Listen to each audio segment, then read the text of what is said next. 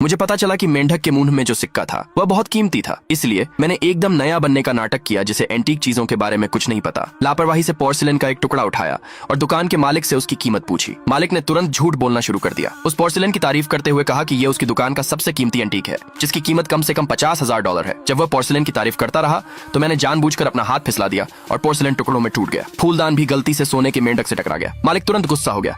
उसने मुझे पकड़ लिया और हर्जाना मांगा। आसपास के लोगों ने शोर सुना और इकट्ठा हो गए। उन सबको लगा कि मैंने पोर्सिलेन तोड़ दिया है और उन्होंने यह भी कहा कि मुझे खराब मेंढक के पैसे भी देने चाहिए। यह देखकर कि मेरा प्लान कामयाब हो गया है, मैंने बहुत बेचारा बनने का नाटक किया और कहा कि मेरे पास सिर्फ $1,000 है। मालिक को लगा कि मैं अमीर नहीं दिख रहा हूँ और यह महसूस करते हुए कि इन चीजों की असल में ज्यादा कीमत नहीं है, उसने सोचा कि $1,000 उसके लिए अभी भी मुनाफा है, इसलिए उसने मेरा ऑफर मान लिया। पेमेंट करने के बाद मैं तुरंत नहीं गया। मैंने मालिक से पूछा कि क्या मैं पोर्सिलेन के टूटे हुए टुकड़े ले सकता हूँ। मालिक को कोई फर्क नहीं पड़ा और उसने मुझे खुद उठाने को कहा। जैसे ही मैं टुकड़े इकट्ठा करने के लिए नीचे झुका, मैंने सिक्का भी ले लिया। बाद में मैं एक एंटीक स्टोर पर गया, सिक्का निकाला और कीमत बताने को कहा, लेकिन उस युवा कीमत बताने वाले ने कहा कि इसकी कीमत ज्यादा से ज्यादा $20 है। गुस्से में मैं उससे बहस करने लगा। हंगामे के दौरान स्टोर का मालिक बाहर आया। उसने तुरंत सिक्के की कीमत पहचान ली और उसे पता चला कि मैंने इसे एंटीक मार्केट से सस्ते में खरीदा था। मालिक बहुत खुश हुआ।